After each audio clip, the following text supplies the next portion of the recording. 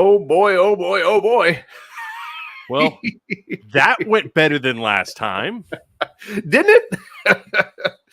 So, we've been infrequent. We've been, every 3 weeks we do a show. Last night we're watching the debate, and David's like, "You want to go on tonight?" And I'm like, no. And most of that was because I was already being loud, obnoxious, and a little bit inebriated, just in my own household with my sports game, like yelling at the screen. And I didn't feel like having to talk about it. But then by the time the thing was over, I was like, maybe we could do a Wednesday night thing. Let's do a post-game show. And I conceded to David's urging that we do this. So we decided it was time for a special, which means we will cut right to the conversation. And we're just going to talk about this for a bit.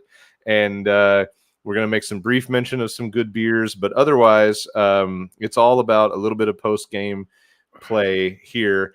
But boy, yeah, that went a lot better. It sure did, and it has contributed to a week of a lot of different drinking occasions for me. Because last night, when I initially reminded my dear long-suffering partner that hey, we're gonna have the debate on, she's like, "Oh, can we drink?" And I'm like, "Yes, we can drink." She goes, "Okay, cool." And so I was in a couple beers in by the end, and one of them was like the 17%. New Belgium, or no, not New Belgium. Maybe it's Flying Dog. I don't remember. Like heavy duty, like that one that's the competitor for the triple mash that New Holland makes. So then, as you may have noticed, I have a button-up shirt, and David has a button-up shirt. It's rare we both have button-up shirts, but I had a meetup happy hour with a professional networking connection here at 4. So from 4 to 5:30. I was having a conversation with a person that owns a design studio here, just kind of networking, working on the new job thing. And that was at New Holland. And then I noticed a couple of regulars that live here in the neighborhood were there, which on a Wednesday night is not normal for them, because Wednesday night at New Holland is Stein night, and otherwise known as they pull all the seats off the bar and it's 3 people deep all night, and it's got a bouncer outside, and it's essentially college night. Now, the scenery is real fucking good on Wednesday night at New Holland. I did not want to stay for that mess, but I did.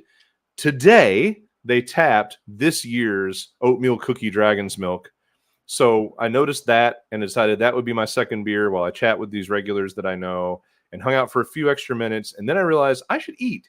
So then I went to get some food, went to my favorite Mexican joint in the neighborhood, and I had leftover chips because I'd poured all my salsa on my tamales. And I asked for queso. And apparently there was a language barrier that resulted in him clarifying, like, melted? And like, yes. And I literally was delivered a tiny little metal ramekin that was so hot you couldn't touch it, of cheese that was melted.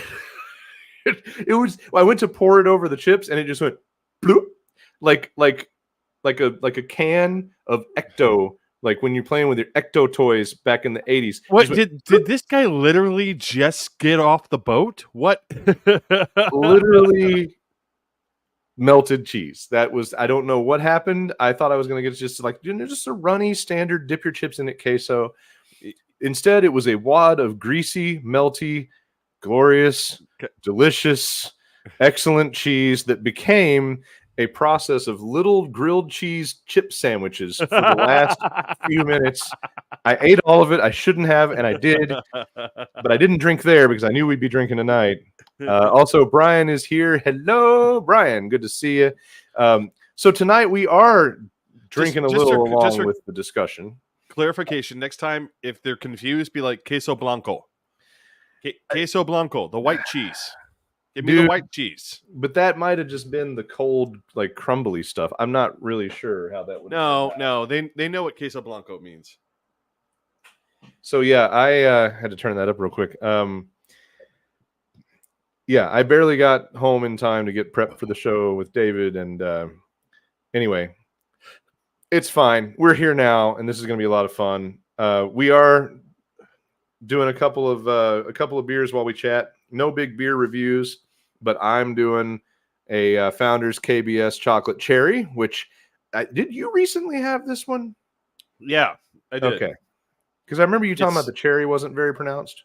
No, I mean, all right. Here's my whole thing that I've learned about the whole KBS series. The whole KBS series is good.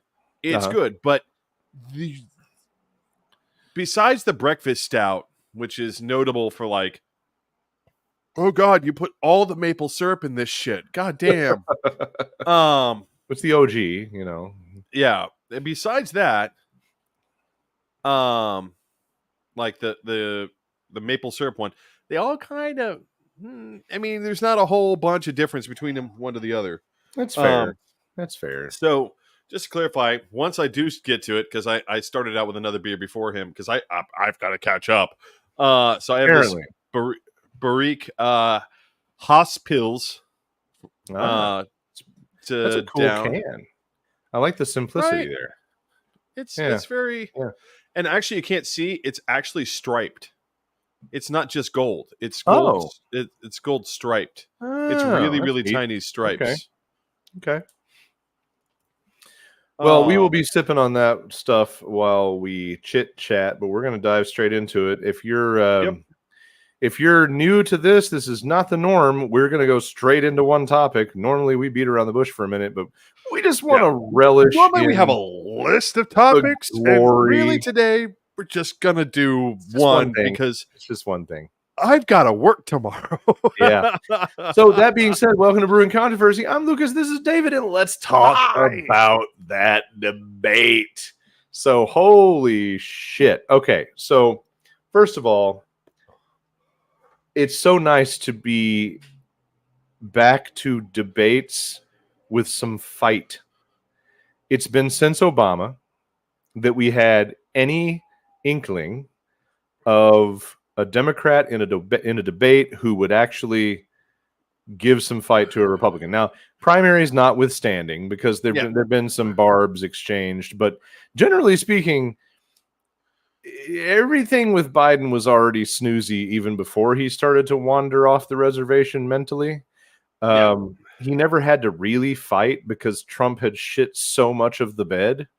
Like Trump had gotten all the way Amber Heard so much that Biden just had to show up and basically be an okay dude. And the most aggressive he ever had to be was, "Would you shut up, man?" Like, and it's just it wasn't necessary for him to fight. Really, that's what everyone felt, even a lot of Republicans.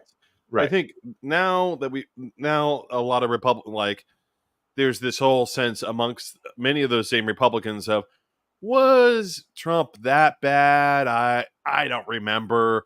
And the answer that he managed to display last night was, oh, you betcha. Oh, yeah. Yeah. We got to witness the borderline elder abuse, the late 70s post-birth abortion live on camera. We got to witness the damn the evisceration of a man who fancies himself the man. It would have been awesome coming from literally anyone.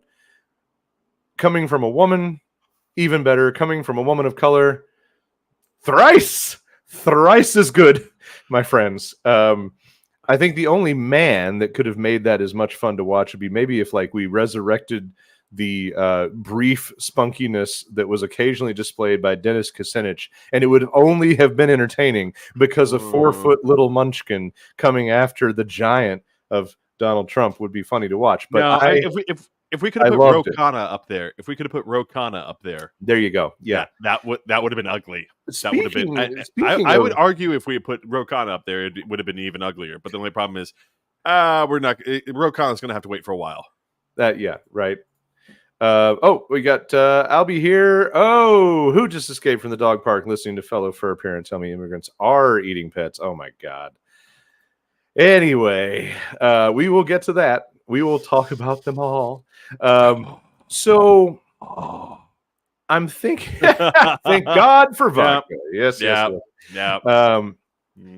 I'm thinking that I'm going to have to really rewatch a little bit to see this, but I don't know if you caught on and I know I didn't just hallucinate this, but at some point before the show, CNN mentioned that his podium was wider, that it was designed wider so that he would look less, fat ass. And to be clear, David and I both know we are not small gentlemen, but I that can still fit motherfucker, behind a fucking podium. that motherfucker is plump. And so I found it interesting that I was able to identify, yes, the podium on the right looks wider, but she chose the podium apparently in the coin toss, since he won the coin toss according to the moderators, and he chose closing remarks. Thus, she got to pick the podium. And I found it interesting that they called out the fact that they designed one podium to be slightly wider, but then she picked that podium. And I really have to know, I'm going to ask someone one day, did she choose that to make sure he was behind the thinner podium, to make sure he looked like the giant fat ass blathering idiot that he is? Or was it just happenstance? I think it was probably just happenstance. I wouldn't have done the two different podiums. The two different podium thing is just so stupid and weird. Well, right? I mean, because she could be at a disadvantage being behind the bigger podium, because it makes it look smaller. Yeah, that's true. That's why I just don't understand why it was even a thing. I feel like that's a wash. I don't think. How did his ear grow back? I want to just take a moment about this, because he went into this during the debate of it's because all their rhetoric that they tried to shoot me. Here's an interesting fact for everyone playing at home. Trump has refused to submit for any exam for an investigation about the shooting. In fact, he's refused to turn over medical records. He's refused to turn over all sorts of things about the shooting. So there's a significant question, because lots of people are asking, did the bullet hit you? It hit him in a grazing sense, at least. But how much of a graze? Because here's the thing. It's starting to look like the bullet barely, maybe as it passed, barely touched his ear. Literally, probably not even touched. It was just the force of the air around it. Yeah, it was a near miss, but it didn't actually touch you. This is why he just wanted to play it up. He just wanted to play it up and give his weird fucking cultists a reason to put a. No one remembers and no one cares, Albie. Stupid. that's the moral of that story. Yeah. What was his name? I don't know if I Republicans don't remember because they want to have it be an amorphous boogeyman, and Democrats don't remember because, well, we just don't give a shit. I'm going to follow. For a lot recently, I'm having the opportunity to remember my mother's maxim: never miss an opportunity to keep your mouth shut. Mm-hmm.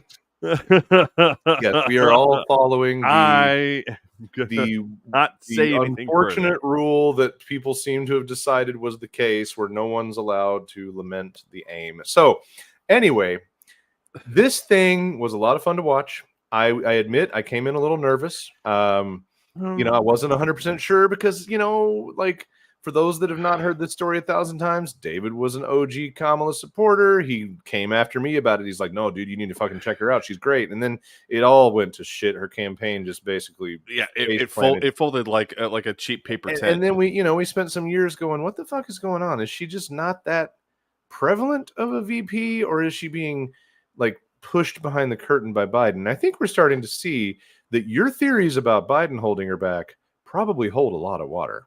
Yeah, because he was. I mean, here's the thing. The one thing I feel like we all need to acknowledge, and that maybe wasn't entirely a lie, which was when Trump said it, Biden doesn't even like you. Biden holds grudges like Trump does, because he is an old, entitled white man. And as much as he pretends like he isn't, let's just be honest, dude, you got used to the melanin enabled people being in the back of the bus. Let's just be honest. Mm-hmm. Are you doing better? Yes. Yeah. But you have done a lot of stuff during your career where people have looked at you and been like, Joe, Mm-hmm. Joe.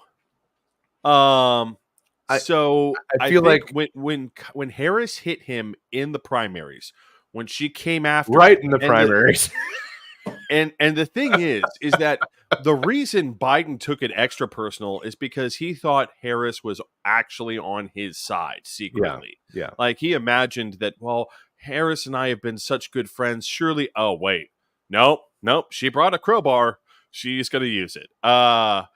So it's I feel like Biden took that real personal and he wanted to send a message to because I think even then Biden was like, I don't want anyone like doing this when I'm old, like coming after me, trying to overthrow me. Because again, Biden really did suggest that he was going to be a one-term president, and I think he really felt like whoever he named as VP, especially Harris, was going to be sitting there sharpening their knife, being like, don't turn your back, because as soon as you do, I get to be president. And because in his mind, that's how things work, right? In his mind, whoever is your second isn't necessarily your ally; they're also your enemy, which is a very dark way of looking at how the vice presidency is supposed to work. Um, I mean, there's other dark ways, which would be like Cheney Bush, which is Cheney, basically shoving his hand up Bush's ass and making him act like a muppet. But Right. I mean, there's all sorts of ways you can look at that. I think that Harris now being able to show off, hey, I've had 4 years, and now I have, and I want to be honest, because again, I didn't really think even when Biden was dropping out, I didn't necessarily think Harris was going to be the one to move up. Um, I think enough people had thought about it long enough to be Right. like, okay, this is what we've got to do, Yeah. Right. and It became very whether or not, clear, and it was the right thing to do. yeah, whether or not we like it or not, as Biden staff, what we're going to go do right now is we're going to go make sure Harris wins. Right. And I think I honestly believe that's part of what convinced Biden to move on, is because I think some of his campaign staff were already, like probably walking into the campaign office, be like, "Why are people moving boxes around? I don't understand." Like, no, we're getting ready. We're getting ready. Why is that graphic designer minimizing a window that just said Harris for president? Right? I don't. I think that's part of what maybe pushed Biden out, when he realized that even his staff was like, "Dude, Yeah. Joe." Yeah. So going in, I was cautiously optimistic, but still apprehensive. And I'll tell you right off the top, I was a little bit like, "Oh, you're not actually answering the question," because she didn't fucking answer the first question at all. No, But she didn't. I immediately thought through my strategic mind of, okay, people don't really remember those specifics anyway. The takeaway from a debate is mostly about character and behavior, and this all changes. This all changes based on how he does the. Oh, he's not answering the question either. Okay, reset the board. So as long as he didn't answer the question, it was probably going to work out fine. I do think the ABC moderators did way better than the CNN moderators in the Biden-Trump debate. The CNN moderators were fucking pansies that had no control over anything and were Nope. basically owned by Trump. Yep. I think ABC at least tried, but I was a little annoyed at them at that first question right out the gate, that they didn't come back and say, neither of you answered the first question of this debate, so we'll ask you again. They did get back to that later. Later, they pressed and said, well, yeah, but the question was, but the first question, they let them have the sidestep, and I thought that was really annoying. I think part of it was that the ABC crew definitely walked into that room, said, we're not letting anyone get away with shit. Yep. And Especially that post-birth abortion shit. Like, Mama was on top of that. She's like, just so that we're clear, that's not legal anywhere. Moving on. Well, I mean, because here's the thing: is I think they definitely, and right now the spin in Trump world is that, well, the moderators were against Trump and that's why he lost. The real old issue, classic, the liberal media. Let's dig up that '90s fucking zombie again, shall we? I mean, and I think part of the problem that the CNN moderators had is that they were so focused on not engaging, just asking questions, that they really kind of failed at their job as, quote, moderators. And I think and as journalists. ABC walked in and they told David Muir, listen, you know how to moderate shit. Go moderate shit. I mean, this is not rocket science. Yep. This is a debate. If someone's saying I'm going to pay everyone by literally shitting gold, then you need to ask a question about do you have like some sort of medical records that show that you are able to biologically produce gold, and in what amount? I mean, really, like, how much gold can you shit a day? I don't know. So I think they really looked at it, and the problem is Trump came in, and this is the thing I think that tipped it over, is that Trump came in with nothing but dog whistles, right? Oh yeah. The pet thing, big dog whistle. All of it, just huge racist dog whistles lying all over the place. And I think David Muir especially was just looking around being like, I have had enough of this shit. I am not hosting a debate where I get to let someone, I get to let Strom Thurmond fucking resurrect in the form of Donald Trump. So true. So, Strom Thurmond, damn. I really feel like it is nice to see journalists and moderators moderate and be journalists. It is nice to see a little bit of live fact checking. It's great to see the after the fact checking where, like, she may have fuzzed the truth about one thing. She may have misled about one thing, and he had like a score of like fucking 36 lies.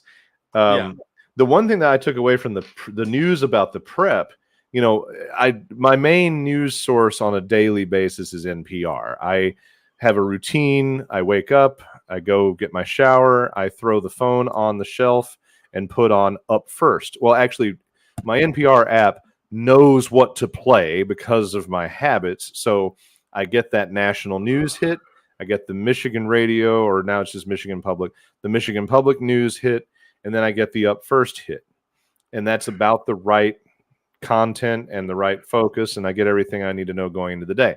And I like, for days on end, they've been talking about Kamala Harris is in Pennsylvania already doing debate prep the traditional way with the team and blah, blah, blah, blah, blah. Trump, on the other hand, is refusing to do debate prep and says his only prep is doing rallies. Last night, we saw that happen. We saw that his only prep was rallies. He played the same rally material as always, but he also fucking fell for all of her shit. Everything she set him up for, he fell for it. Right off the top, I really appreciated, and my aforementioned long-suffering partner mentioned this right off the top, because we had all paid a lot of attention to the trial up here about the Michigan Oxford school shooting. When she started off in her intro saying, tonight you're going to see Donald Trump do this, this, and this, she turned to me and said, that's the prosecutor thing. That's a court opening. That's how they open a court case. You're going to see this person do this and this and this. Ladies and gentlemen of the jury, don't fall for it. And that's a very, very astute observation, because that's exactly what the fuck she was doing. And she continued down that road. And I think the strategy was definitely like, if we can just get him over the line, we can just get his needle into the red just once, it's never going to fucking come down. And she knew as soon as she hit his rallies. As soon as she insulted his rallies, and I saw the hit, and I gotta be honest, his face. You could read the abusive, rotten, megalomaniacal, narcissistic, corporate fucking prick. You could read the face. You could see the rage through the wrinkles of we're there. We've arrived. He internally has lost the entire plot, and he's about to go off. And again, that's exactly what it is he was doing okay, kind of, right up until she went and rattled him with the rallies. And then once she rattled him with the rallies, he went into these conspiracy theories. Mary Trump wondered if he had a stroke on camera. I love it. I wouldn't have been surprised. So what we're going to do real quick, we're going to take a detour to the Wall Street Journal's highlight reel. It's a nice condensed 3-minute highlight reel of all this so that we can go back and talk about some of these points. But some of the stuff we've mentioned, you're going to see here. So let's dive into that. Let's watch that together real quick, and then we'll come back and we'll talk some more about this sucker, because this is a great collection, and they've really run it down quite nicely. Kamala Harris. Let's have a good debate. Nice to see you. Have fun. Thank you. If Donald Trump were to be reelected, he will sign a national abortion ban. Understand, in his Project 2025, there would be a national abortion, a monitor that would be monitoring your pregnancies, your miscarriages. I'm not signing a ban, and there's no reason to sign a ban, because we've gotten what everybody wanted. Democrats, Republicans, and everybody else, and every legal scholar wanted it to be brought back into the states, and the states are voting. And it may take a little time, but for 52 years, this issue has torn our country apart. She's a Marxist. Everybody knows she's a Marxist. Her father's a Marxist professor in economics, and he taught her well. You will see during the course of his rallies, he talks about fictional characters like Hannibal Lecter. He will talk about windmills cause cancer. And what you will also notice is that people start leaving his rallies early out of exhaustion and boredom. I want to get the war settled. I know Zelensky very well, and I know Putin very well. I have a good relationship, and they respect your president, okay? They respect me. They don't respect Biden. How would you respect him? Why? For what reason? He hasn't even made a phone call in 2 years to Putin, hasn't spoken to anybody. They don't even try and get it. That is a war that's dying to be settled. Understand why the European allies and our NATO allies are so thankful that you are no longer president, and that we understand the importance of the greatest military alliance the world has ever known, which is NATO, and what we have done to preserve the ability of Zelensky and the Ukrainians to fight for their independence. Otherwise, Putin would be sitting in Kyiv with his eyes on the rest of Europe, starting with Poland. And why don't you tell the 800,000 Polish Americans right here in Pennsylvania how quickly you would give up for the sake of favor and what you think is a friendship with what is known to be a dictator who would eat you for lunch. In Springfield, they're eating the dogs, the people that came in. They're eating the cats. They're eating the pets of the people that live there. And this is what's happening in our country, and it's a shame.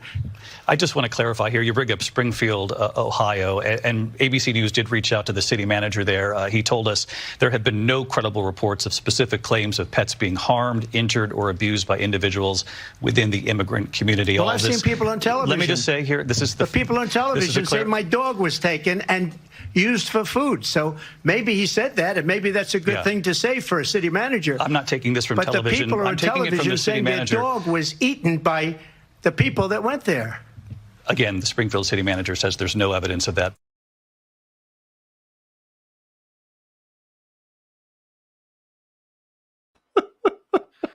I mean, I love the Wall Street Journal chose to put the stuff in the right order to make it editorially interesting, and they cap off the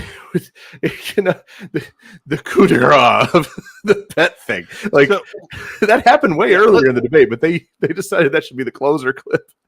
Yeah, let's go in order. So the first thing, the handshake of doom. Yeah, the handshake. So I want those who don't remember, Trump made a whole big deal when he was dealing with Hillary of walking behind her, getting close to her, getting in her face, and being super aggressive to her in a way that you would not typically find in a debate. I think the thing that Harris made a point of doing is leaving her side, making a point to be on Donald Trump's side in his space, being like, "Oh, here's my hand. By the way, I'm here, right next to you.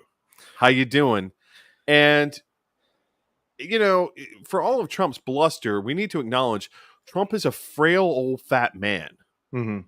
Um, At the end of the day, someone he's a who is tiny, at tiny least- person that has no true self-worth. It's all built in false constructs, and yeah. it's not hard to shatter that. And so by her doing that,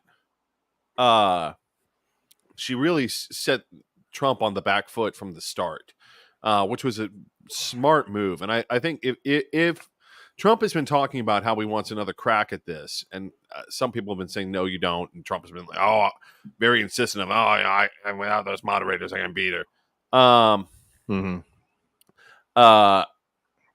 It's going to be interesting to see how he handles Harris,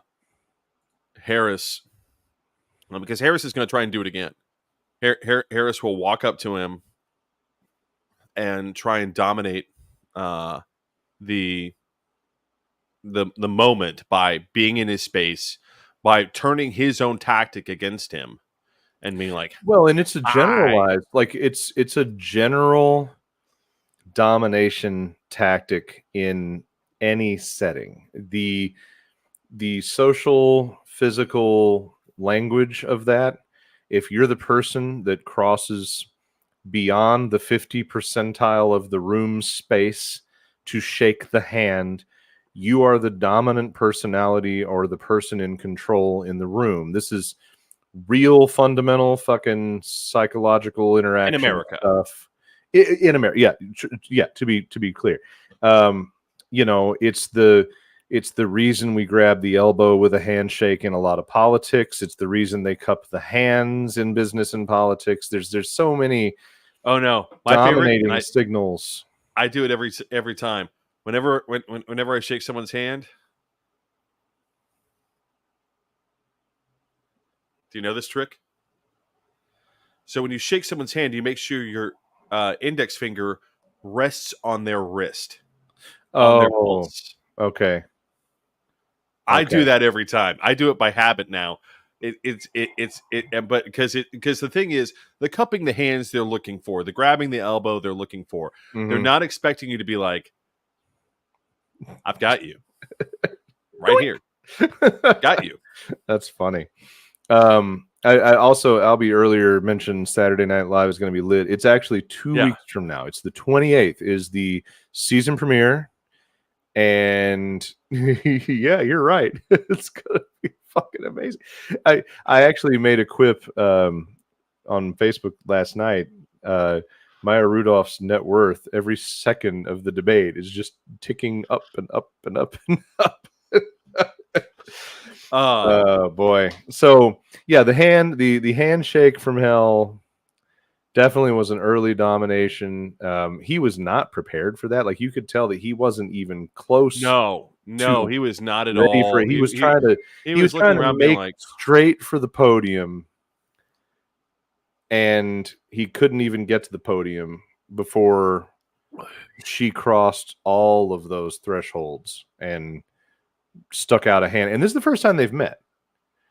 So yeah, it has extra like value in, hey motherfucker, I'm Kamala Harris. And it really was a nice opener. It was bizarre to me that he seemed almost afraid to cross the stage and make a handshake. Like I remember, and I'm going to be vague enough that the people that don't know won't know, but you will probably know, a person who I had a very negative parting of ways with in one of my previous organizations, we found ourselves at the same public event in a couple months' time. It was close enough to the controversy, and a lot of mutual people were there, and the lobby space was a pretty open, bustling space full of people, and I felt like everybody was watching to see what these two 400-pound gorillas in the same room after a really nasty divorce would do. And we both crossed the room, and in the middle shook hands and said hello to each other, and then went about our merry way. Yep. And I knew I had to do that for all the reasons.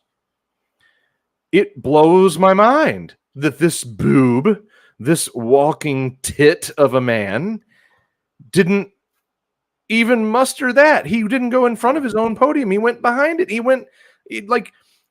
might as well have ducked behind it.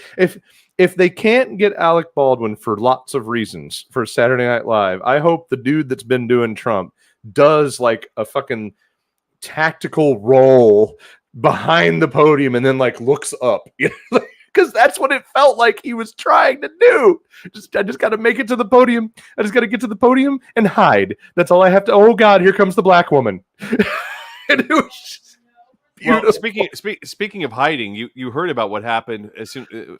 We're jumping ahead again just a little, but when he decided to show up in the spin room,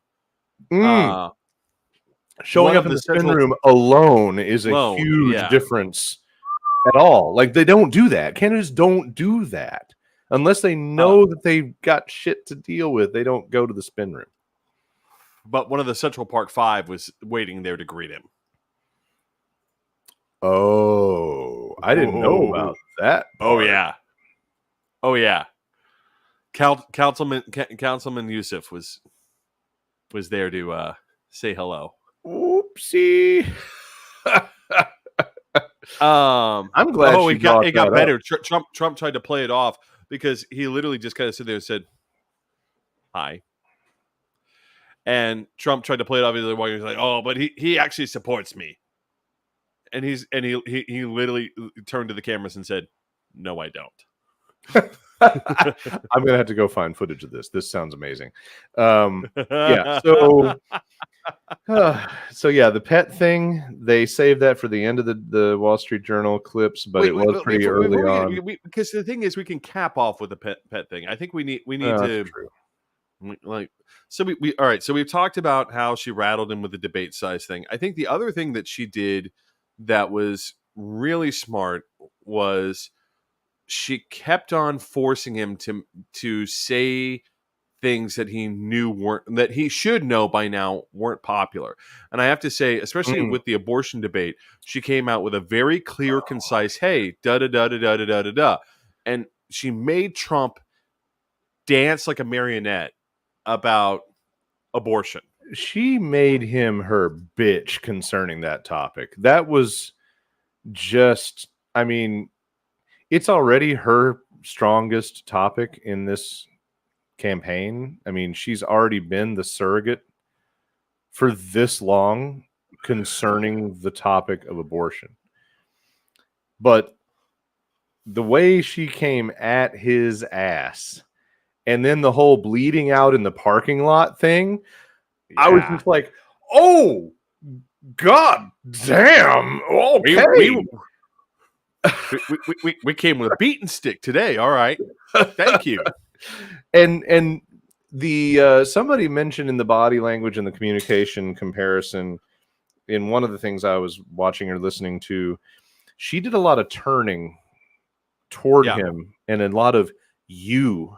She basically did a lot of accusatory, this motherfucker, you, that motherfucker right there, you're the motherfucker. Like a lot of very direct, like, confrontation and condemnation. He looked straightforward the whole time. And, you know, I'm going to admit this is one of my blind spots, but he really went for the blind spot, and it's not a blind spot for him. He never said her name. It was always she and her, and he didn't look at her.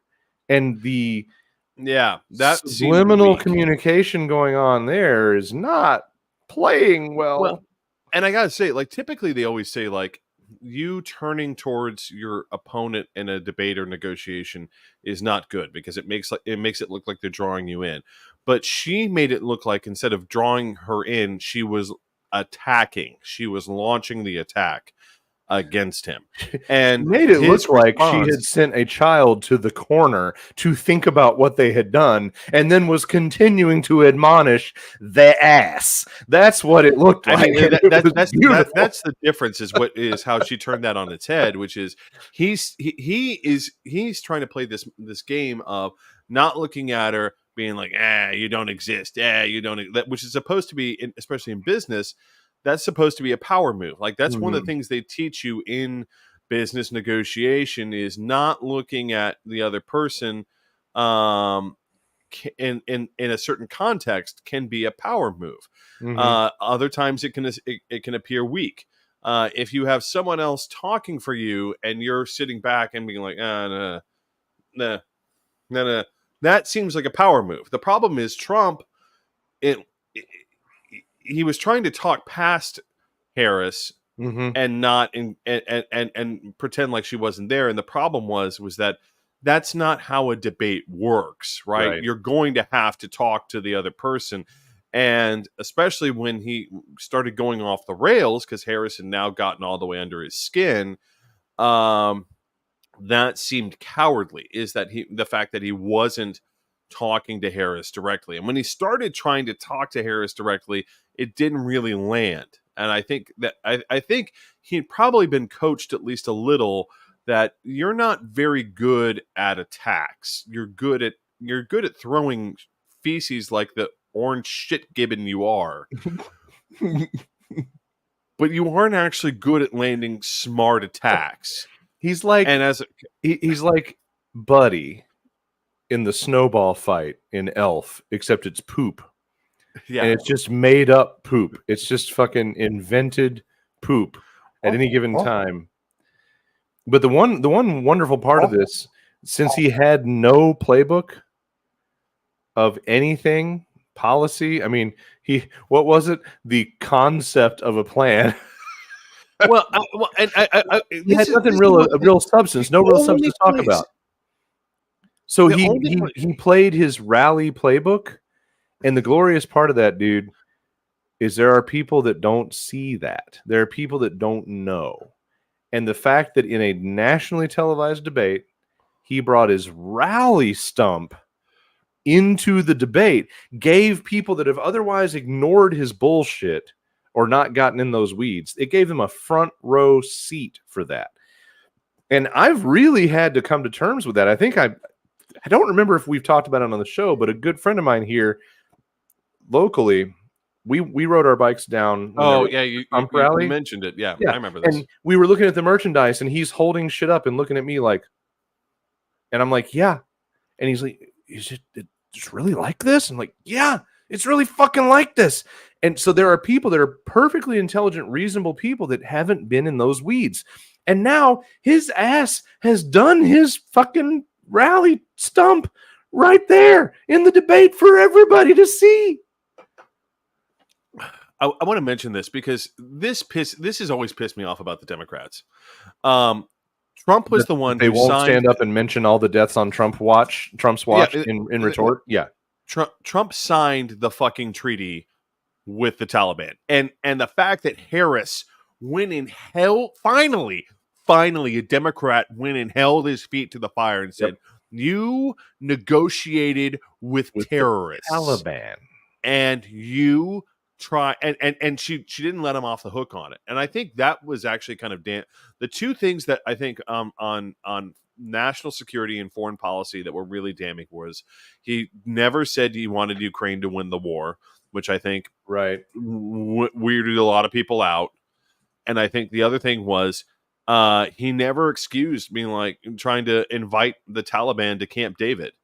He never excused his whole negotiating with terrorists, which no other president except for Reagan has ever done. And she held his feet to the fire, and I think that was a big national security win point. And I was kind of surprised the Wall Street Journal didn't include that interaction in their clip. I think at least conservatives like the Wall Street Journal want to call that a policy wonk moment. And like, no, that's not a policy wonk moment. You signed a fucking treaty with terrorists. Well, and the reality and then you left the Biden administration to somehow pick up the pieces of the fact that you had not been doing what you were supposed to have been doing for 2 years, which was, hey, maybe we should continue to launch suppressing raids against the Taliban. Maybe we should continue to build up, local infrastructure to resist the Taliban. Maybe we need to keep reminding the Afghan national government, listen, you barely literate fucking assholes. I need you all just to not, all I need you all to do is to walk and chew gum at the same time. That's all I need you to do. Don't worry about the rest. I'll handle the fucking rest. Just don't do anything else. And the Trump administration literally looked at the Afghan national government like, that's all they can do? Oh, that sucks. Bus throw. I am glad that she brought up the whole thing of the at Camp David part. That was really fucking great because that's bipartisan. That's just an American thing. Like everybody has a reverence for the Camp David meeting, and it shouldn't be sullied by fucking terrorist scumbags being invited. Which is kind of sad because it. Have you ever seen Camp David? Yeah, it's like a bad summer camp, dude. I mean, I look around and I'm just sort of like, I do wonder if there's ever been a comedy horror movie done, like a Jason Voorhees send up. I feel like you could. I really look at it and I'm like, who would speak to the power of the United States and the presidency? Who would be the waterlogged ghoul in the water? Spiro Agnew. I knew you would have something. Here's Spiro the only thing, you talk about the Democrats finally having the balls. Ironically, the lady Democrat at the top of the world right now being the one that has the nuts to actually fight back about it. The one thing I was waiting for her to do is point out, if you want to keep score, motherfucker, there were 45 deaths on your watch in Afghanistan. So none of us should be keeping score with comparing lives lost of U.S. service people. But if you're going to go there, what about the 45 while you were in control? 13 versus 45. By the way, killed by your friends, the Taliban. Yeah. Because they couldn't control their troops, which was the entire reason. He's like, oh, well, they didn't live up to their side of the bargain, so we didn't honor it, blah, blah, blah. I'm like, yes, you did. Yes, you did. You honored it for many, many months, and the Taliban used that to be like, oh, watch this, bitch, and move into all sorts of areas where they'd been kept out, right? Where they had been forced to not be for 20 years, and now all of a sudden they're back. And as soon as they showed back up, everyone if you have your village and the Afghan National Army is really still kind of iffy thing, and they show up, you're like, you know what? I'm Taliban now. We're good. The other thing that I was a little miffed by, and one of the many things that I yelled at the television about, was his dumbass saying whatever it was along the lines of, and she never went to meet the coffins. She never went to meet the coffins when the dead soldiers, like, she never called the families. Okay, listen. You never called the families. That's not her job. She's the vice president. The president is the one that does the dead soldier thing. Thank you. Again, he never did that. And when he did do that, a lot of families complaining that he made it into some sort of rambling campaign speech. Of course he did. Of course he did. He's never met a corpse he wouldn't stand on for his own success, now or before he was in office. And it's especially useful if it's a military corpse, because then he doesn't feel anything about it because, well, they're suckers and losers, right? Yeah. Yep. Albie points out the trashing the Capitol Police, bringing up Babbitt. That was another point that was shocking. That was shocking. That was another yell at the screen. I very quickly because she fucked around and found out because she did. Yeah, that's what happens. Out of control cop, my ass. Are you kidding me?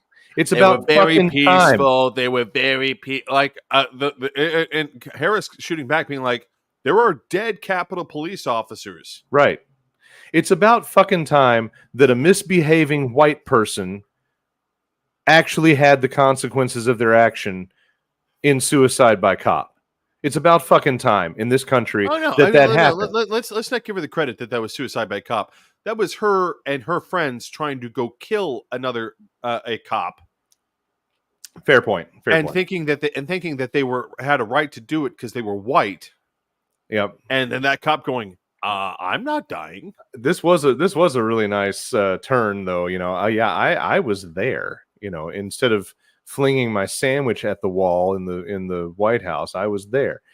So let's see, what were some of the other big hits? The floundering economy discussion, where his whole thing is, it's going to be great. I'm going to be back, and it's going to be great, and we're going to do tariffs, and everybody's going to bend to my will. Like, what?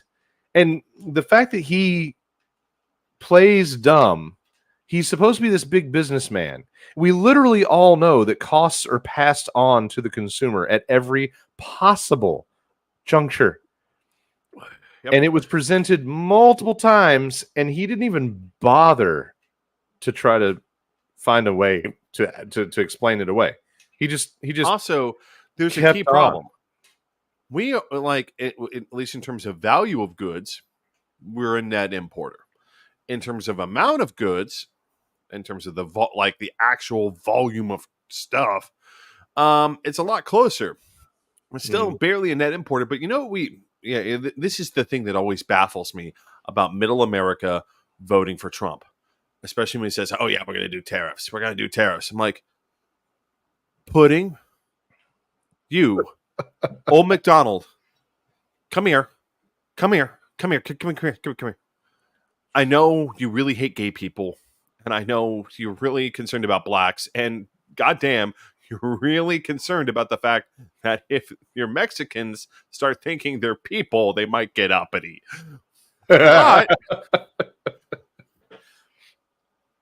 But you take everything in that field, load it up, and sell it to somewhere else, not America.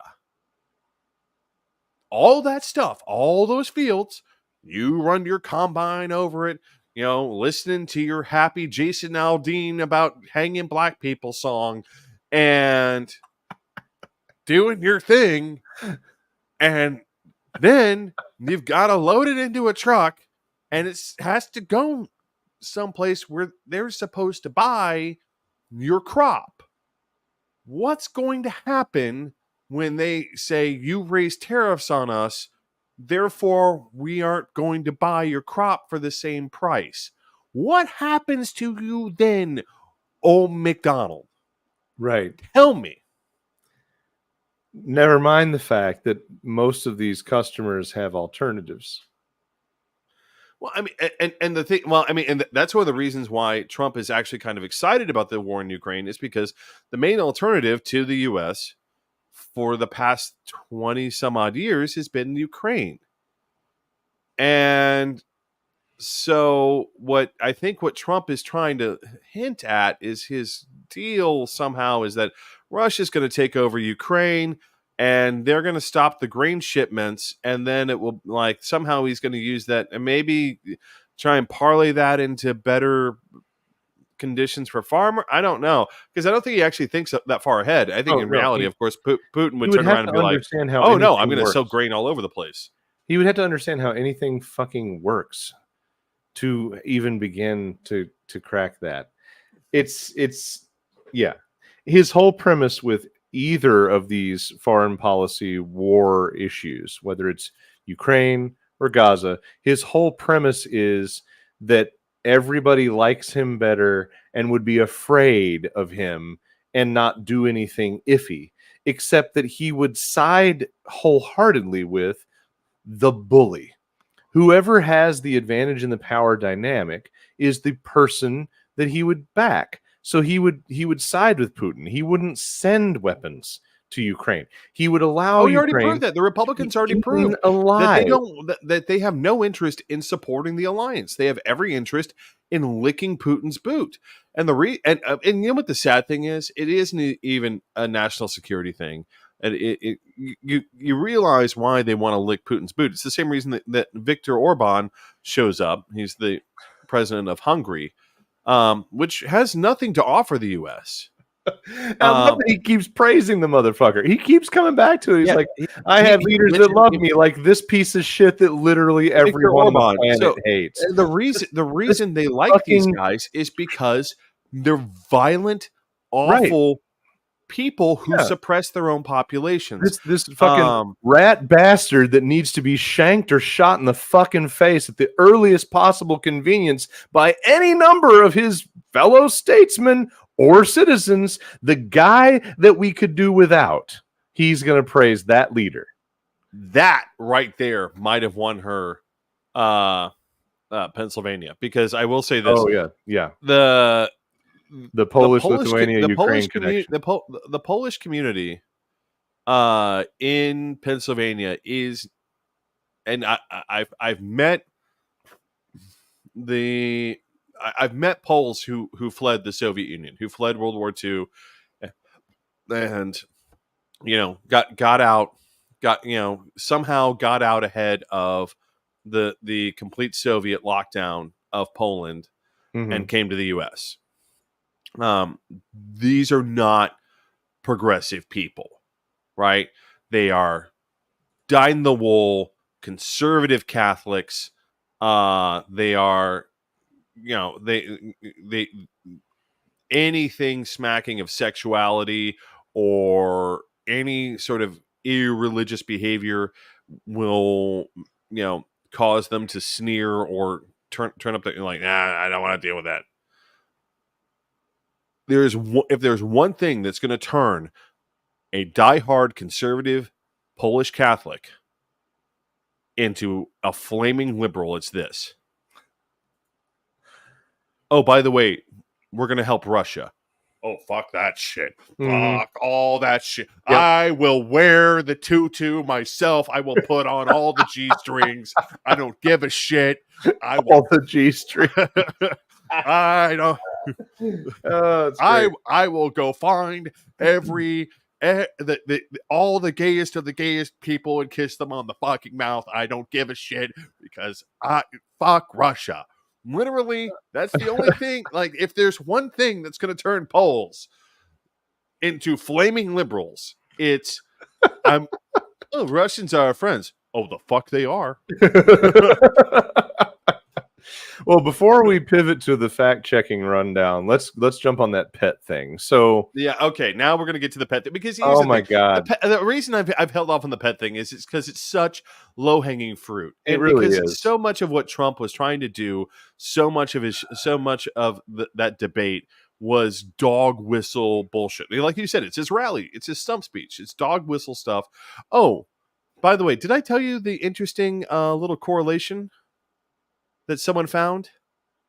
Again, correlation is not necessarily causality, but it was a correlation. Okay. About 90%, some north of 90%. Notice how Trump normally doesn't do his rallies in the middle of cities, right? He does them in suburbs, right? How does he choose which suburb to do it in? Well, there's an interesting correlation which might suggest every one of those suburbs was a sundown town. Oh my. Interesting. It's either a coinky-dink or purposeful, but they both feel gross. I mean, here's the thing. I mean, you could run into a little bit of a chicken or the egg thing of are these people bigoted asshats because they grew up in a sundown town, or were they a sundown town because they were bigoted asshats?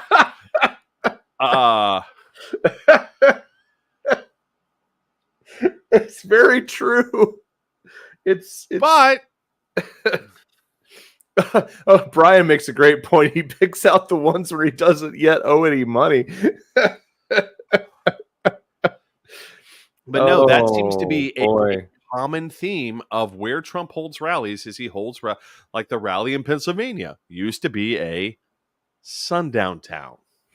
All these places used to be. For those of you who don't know what a sundown town is, a sundown town used to be a community which illegally demanded that all minorities leave the town before sundown Or be inside.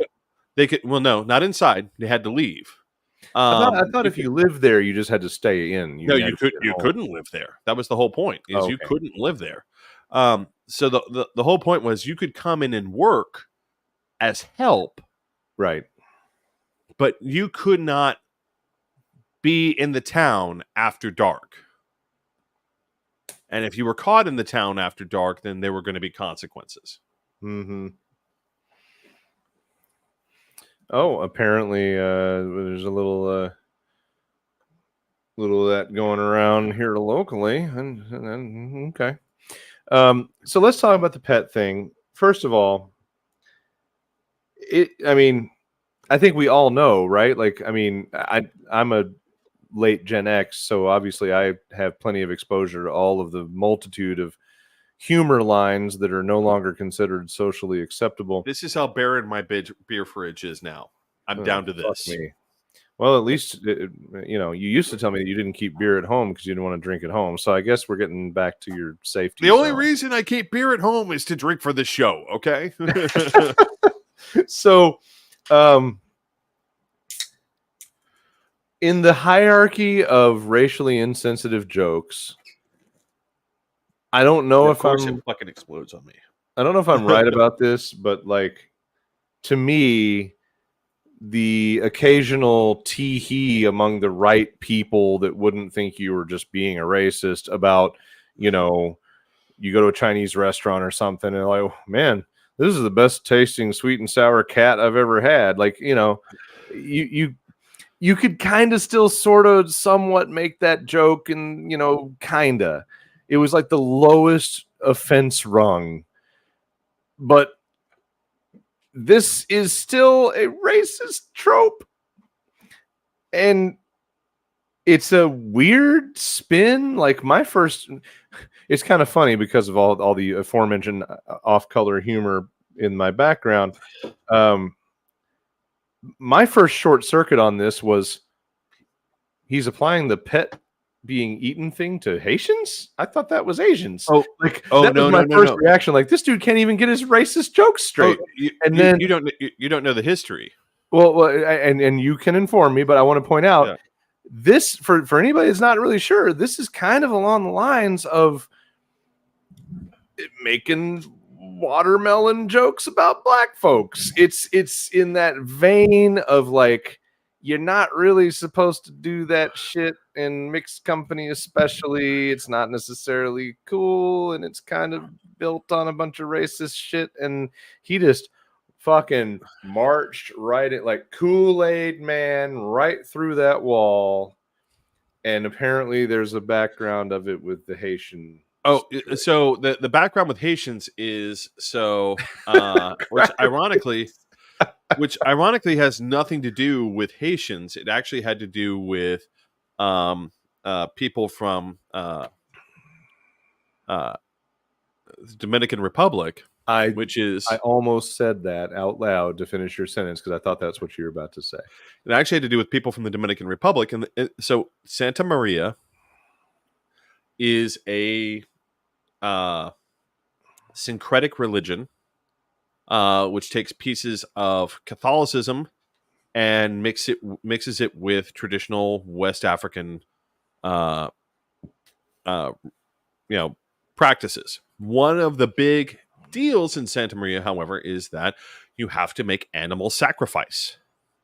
And in South Florida, for a hot minute, there was a big problem about how are we handling these people making animal sacrifices. Because many of these Santa Maria is very often practiced in the home, or in very small like house churches, or house temples, and people were getting a little freaked out, being like, "So they're butchering chickens next door to me." That's a bit of an issue. The Haitians with voodoo, animal I sacrifice was can. about to say it feels like we're dancing toward voodoo here. Mhm. Yep. Voodoo can look like Santa Maria, but it's very different.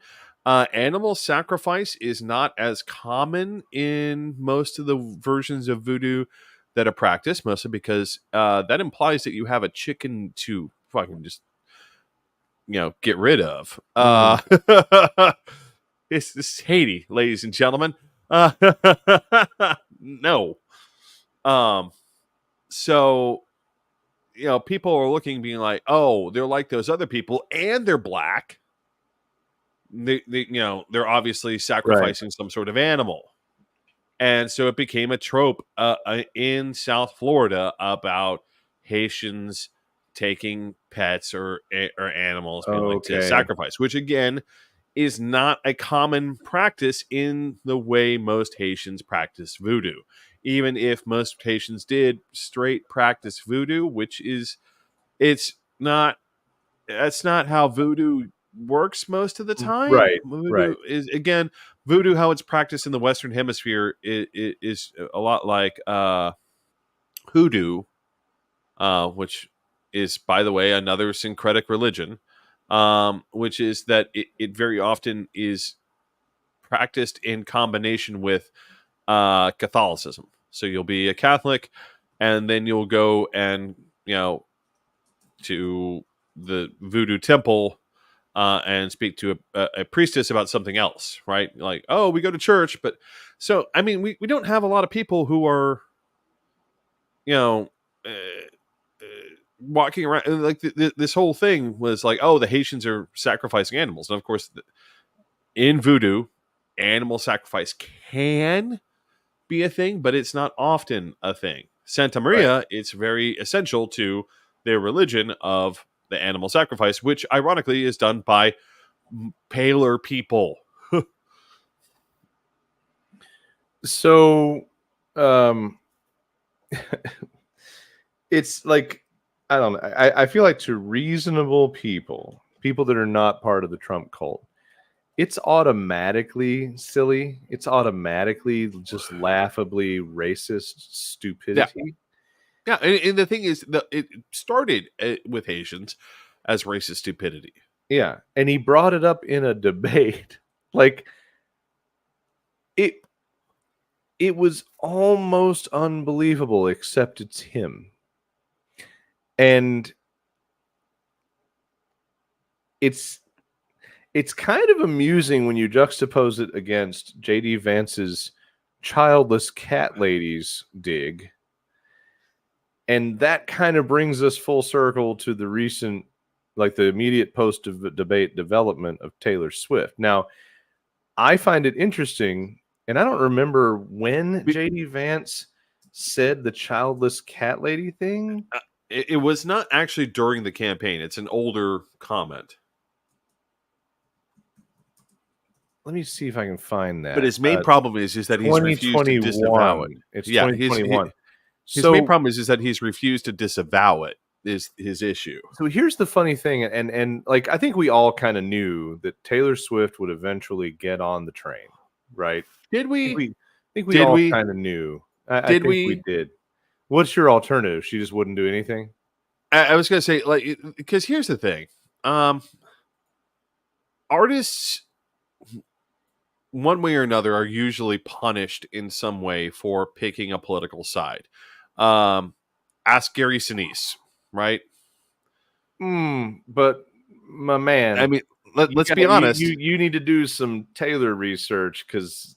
Oh no! I understand. I mean, like she really hates Trump, and that's very valid. She also really hates Marsha fucking Blackburn. Like there are documentary clips. You need to go see them if you haven't seen them. Yeah. I've seen them. So she's been the exception to that rule. But here's what I find interesting is the person of the year time cover has her with the cat. And that's 40 weeks ago. And in the same photo shoot, she did the photo that has now been used as the endorsement post on Instagram. And I thought it was interesting with the person of the year photo that she had done the cat thing, because I was kind of like, okay, wait a minute. We're already kind of going there. So I was unsurprised but happy to see this post come out last night. And Albie pointed out, the cat eating thing, that wasn't really necessarily what made her do the endorsement with the cat. It was the childless cat lady shit. She signed the endorsement, Taylor Swift, childless cat lady. Right. The I get that this is a woman who's made an entire career of lyricism that I've come to appreciate as a fan. Like, I became a fan sometime in 2020. I'm not ashamed to say it. And I've learned to respect a lot of her lyricism. But if there's anybody that knows how to throw a little bit of shade in a few words, it's fucking Taylor Swift. And the mic drop low key sign off of Taylor Swift, childless cat lady. No qualification. No hullabaloo. It's just, yeah, motherfucker. That's me. And oh yes, I kind of want to like one thing I want to talk about just real fast. This is new. I'm not aware. Oh yes. Yeah, please enlighten me and everybody else. But I also would like to point out, before I close this Swiftie thing, Albie's right. Swifties are ready. They're ready to stand up and get out the vote. This endorsement was absolutely necessary for mobilizing the younger, especially younger woman vote, because nobody can highlight the shit like Tay-Tay. And also, it was moms. also a lot of people Twitter pointed out that a large portion of Taylor Swift's fan base are children, but more importantly, they're children who are enabled to go to Taylor Swift concerts through their moms. Yep. And that's a lot of moms and dads who now have a choice, which is you can either you're on board now, right? But I want to talk about real quick. Hold on. One last thing on the Taylor thing. I think it's all part of the construct of what I'm very much hoping for this election season is the year of the woman. There's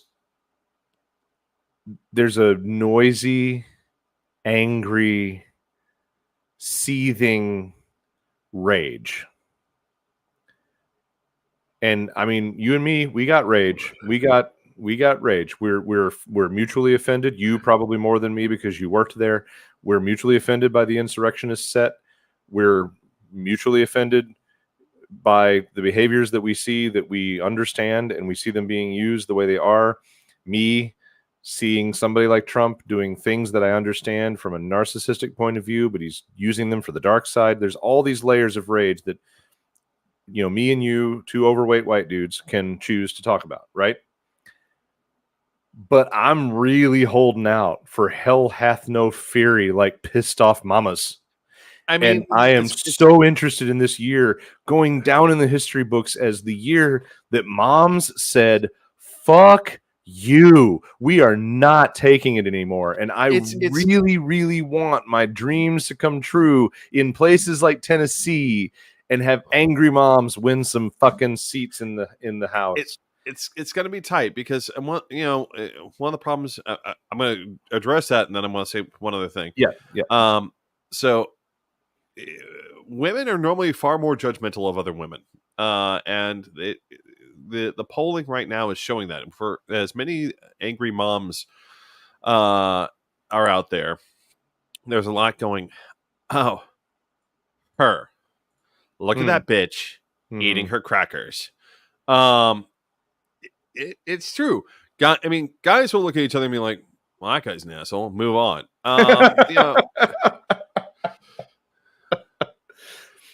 It's a little different for women, I think. You're not and wrong, I but may be talking out of pocket as a you're not guy, wrong, but I but the think a lot of women mom have factor. expressed.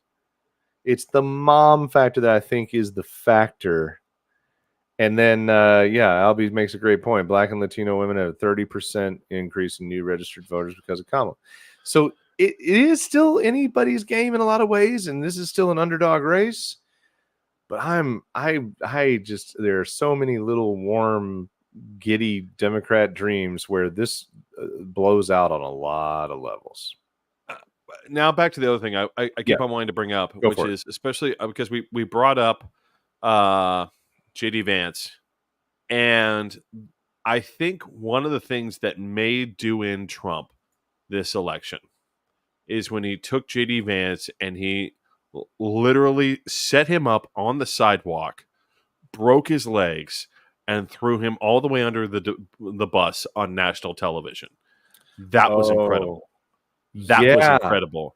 That here's the thing. More than anything else that happened in that debate,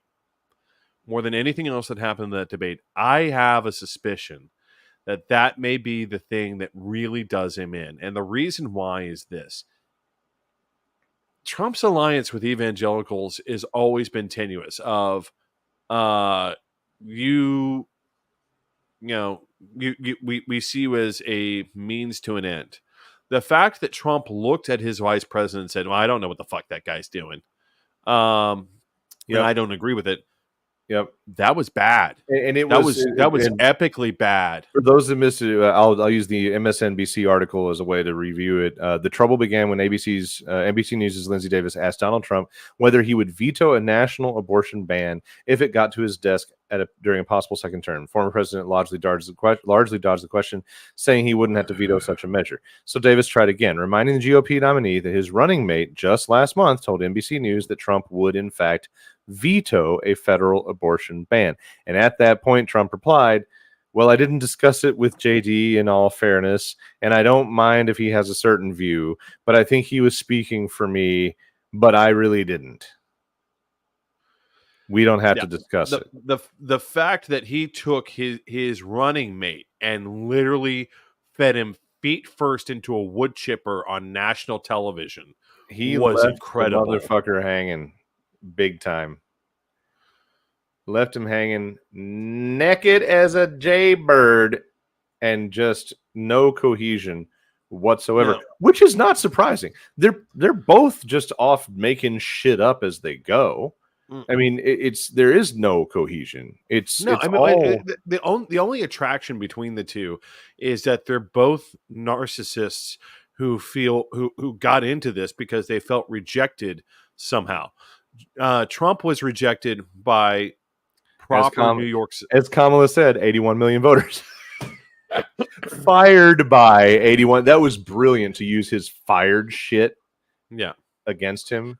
But I mean, Trump got rejected by proper New York society for being a simpering buffoon who they didn't really want to talk to.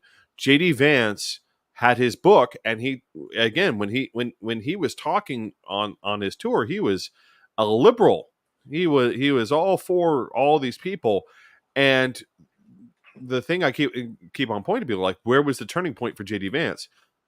So inevitably, once you've been going to all these nice parties for a couple of months, the question starts to be raised: when's your next book coming? And JD doesn't have an answer because JD doesn't have anything else, right? He doesn't have another book to write. He wrote that book, and then all of a sudden, people are asking him, okay, you've had your moment in the sun. Where's your next book? And now he feels aggrieved. Now he's not getting invited to all the parties because he's had his moment, and now he has nothing left to offer. He's made clear that he has nothing left to offer. So now he has to get payback. Now he has to somehow find a new group that's going to assuage his narcissism. And lo and behold, like he goes and finds conservatives who are like, Oh, JD. Oh, JD. Oh, what? Is it as big as they say? It is. It, d-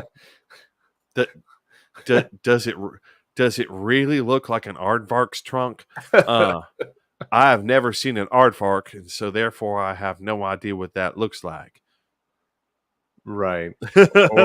Or does it fit in a couch? Yeah, So right. I mean, so that's how JD got here, right? JD got here with the same sort of narcissistic person. That's if you want to know why Trump picked JD Vance, is because they talked and Trump saw his own narcissism in JD Vance. I that can guarantee makes you. sense. Yeah, that makes sense.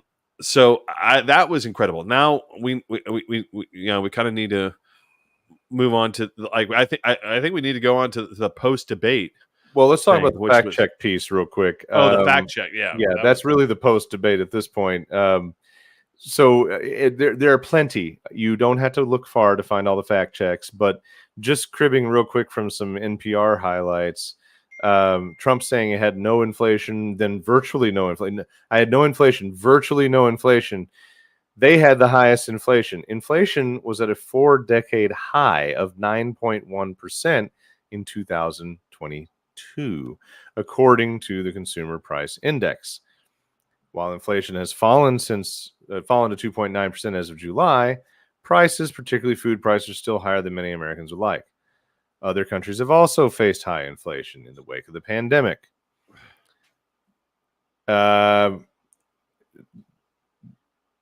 This is the one thing I think was Harris's flub on facts. Donald Trump left us the worst unemployment since Great Depression. At the height of the Great Depression, unemployment rate was 25%. At the start of the COVID pandemic, it peaked at 14.8. By the time Trump left office, it was lower, still elevated, 6.3% in January 2021. So she was, and that's been her campaign line. So, the question I would ask is which metric are they using? Because the problem is that when you see a drop in unemployment that quickly, you have to ask what's the quote real unemployment rate. Right. Who what just does that gave mean? up?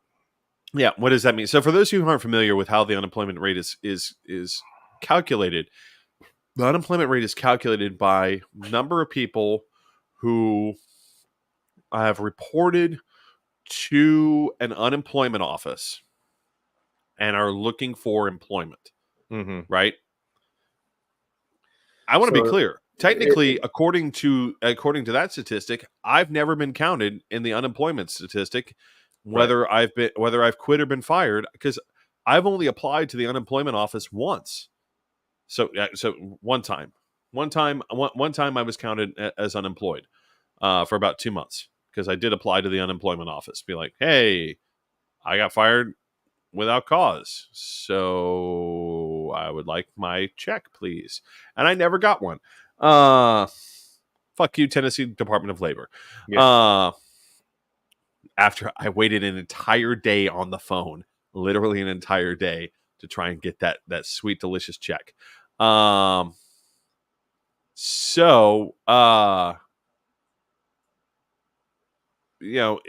real unemployment rate is considered the number of people who have stopped trying to look for a job or have accepted the other key category is have accepted a job at a part-time basis. So a lot of people who might have been unemployed and are looking for just something to tie them over until they can find a regular job.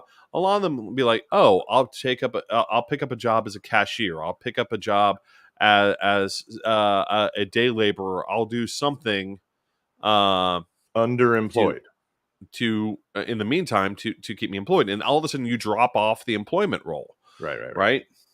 So the real unemployment rate, for instance, the real unemployment rate at any given point is normally about 2 to 3 points higher than what's reported. So even if they report the unemployment rate is at 5%, it's probably closer to about 8%, or 8 or 9% in that range. So if they're reporting 15%, you can pretty much guarantee that about a third of Americans aren't being employed. So if they say 6%, think, especially in those conditions, think probably closer to about 15% Hmm. of Americans are not operating at the same level of income and productivity that they were before. So he talks about the immigrants coming and taking over buildings and all that stuff. That was easily debunked. These are lengthy debunking points, so I'm not going to read down them. Springfield eating dogs, eating cats. We already I covered mean, that.